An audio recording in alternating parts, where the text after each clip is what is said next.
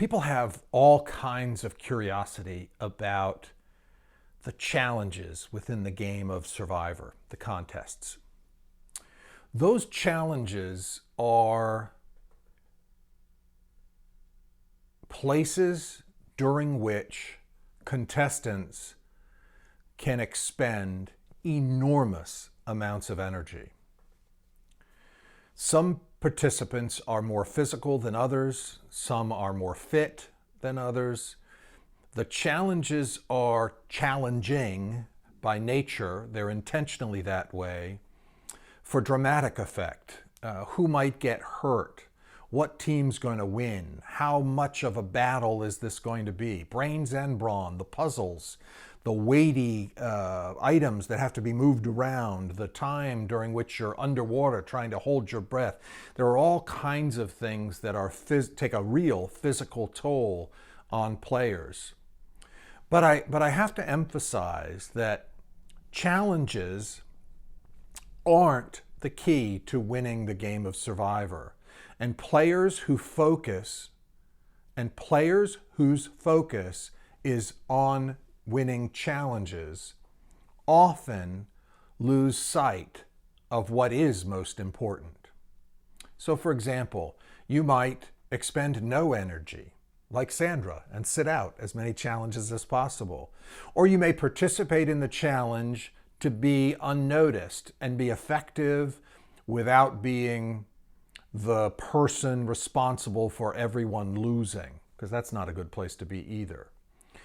But if you're playing all out, as you see some people do, and Ozzy, for example, who made challenges his thing, I've won more challenges than anybody. I did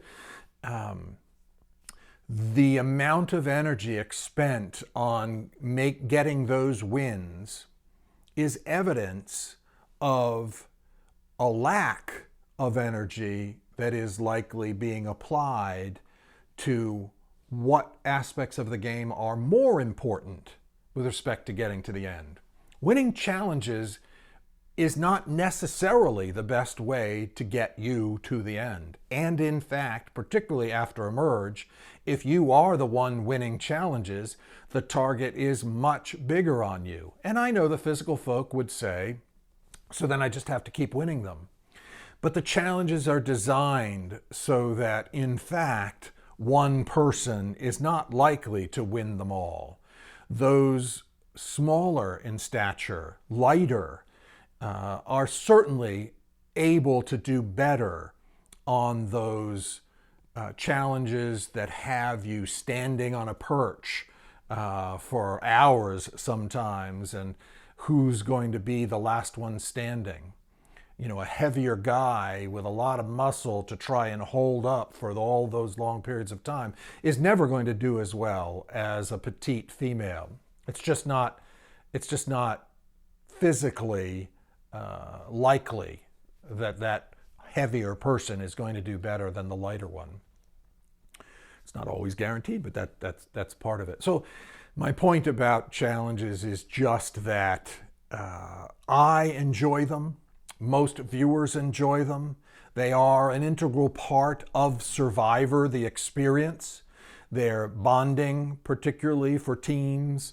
But if you're the really great player, that really aware player who's able to focus on the prize, always keeping your eye on what needs to happen for you to get to the end ahead of others, the challenges aren't so much of a priority as many viewers might think.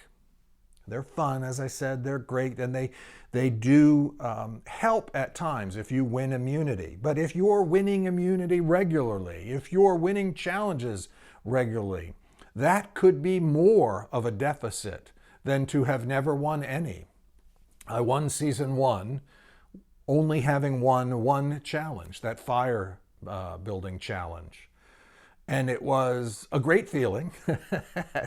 If you remember, I really kind of just danced in a circle. I was so happy I couldn't even control myself. But that's because I got immunity for that one challenge, and I had no other wins. And so the people weren't worried about me as being a challenge winner. Felt good to win it, but it wasn't the end all to winning the game. Winning the game of Survivor is mental. Do your homework. If you're applying to the show, think about who you are. Make sure you have a good sense of what it is you're willing to do and how you are willing to maneuver through the game with a plan in mind before you go. Don't try to figure out who you are there and just be this beast who thinks he can win his way to the end by winning challenges. You're missing the entire point, really, about the experience of Survivor. Hey, you! Yeah, you!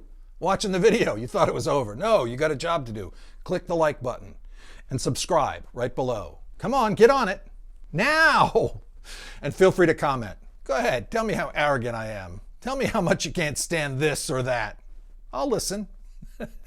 Comment away.